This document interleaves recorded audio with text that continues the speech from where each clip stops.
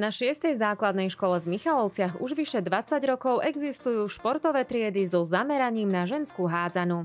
Aj preto veľmi úzko spolupracujú so športovým klubom Juventa Michalovce. Z tejto spolupráce vzýšlo aj nedávne stretnutie úspešných hráčok s nádejnými hádzanárskymi talentmi. Vzory a motivácia sú pre naše mladé hádzanárky veľmi dôležité preto, aby raz v živote dosiahli také veľké úspechy ako naša Juventa. Žiačky športových tried a hádzanárskych prípraviek sa počas diskusie s finalistkami Európskeho pohára EHF Juventa Michalovce mali možnosť spýtať na akékoľvek športové otázky. Pre mňa to znamená veľa, pretože sa v budúcnosti chcem tomu venovať aj ja a veľmi ma to motivuje, keď niekto tak rozpráva o tom, čo zažil a tak, čo ten šport mi môže priniesť. My sa veľmi tešíme, ak tu príde takáto návšteva, lebo naše ženy mali teraz zápis do histórie, kde hrali v finále toho Európskeho pohára a my tu vlastne pracujeme s dievčatami, ktoré môžu byť budúce hádzanárky alebo ich nasledovničky, takže dá sa povedať, že sú to ich vzory, ktoré nastupujú počas tých majstrovských zápasov. Pri hymnách tam stoja s nimi. Medzi moje najobľúbenejšie hádzanárky patrí Irina Kompanec, je mojím vzorom. Chcem sa tomu taktiež venovať, dalo mi to nejaké rady do života, keď budem staršia a hrať. Motivácia u tých dievčat je veľmi dôležitá, pretože ona si povie, má kopula kadiel v dnešnom svete.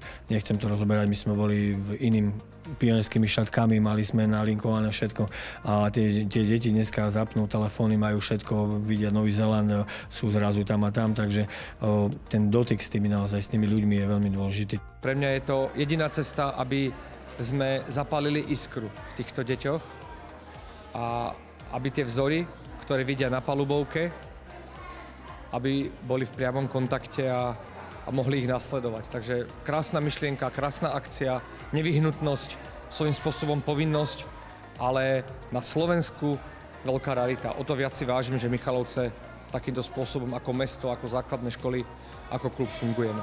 Mladé talenty tak získali nový zápal a nadšenie do ich budúcich športových úspechov. Na konci stretnutia dostali možnosť požiadať hádzanárky o autogram. Keď som tiež bola menšia, tak pre mňa to bol proste šok, keď som stretla nejakú staršiu hádzanárku, ktorú som sledovala na palubovke a tiež som sa jej možno hanbila opýtať niečo, ale určite príjmeme, aj keď prídu a poradíme. Ja tie dievčatá poznám, lebo Domin Horňákovej, čo tu učí, tak pomáham vlastne pri mini hádzanej pri deťoch. Takže je to super, akože to dáva opäť ich vidieť. Takže ja som rada, že tu na škole je taký veľký záujem o hádzanú a je to super podľa mňa.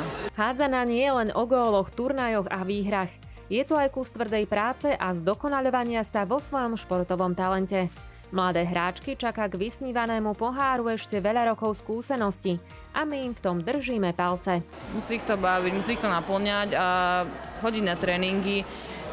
Pre mňa tiež, keď som bola dieťa, tak mala som zlú známku, som dostala, mama nechcela pustiť na tréning a bolo to pre mňa nočná mora. Takže určite toto, že chcieť chodiť na tie tréningy a trénovať a hlavne srdcom, nech to človeka alebo tie deti baví proste. My vlastne pracujeme na tejto škole s týmito dievčatami a nabádame ich, aby išli touto cestou. Ano. Nehovoríme, že to je všetko v živote šport, ale šport nám dáva zdravie, šport nám dáva spoločenské vyžitie a isto je to o mnoho viac ako sedieť doma a ťukať do telefónu. Športové stretnutie na škole sa konalo v čase vzácneho životného jubilea prvého muža školy, ktorý si okrem úprimnej gratulácie prevzal symbolický hádzanársky dres.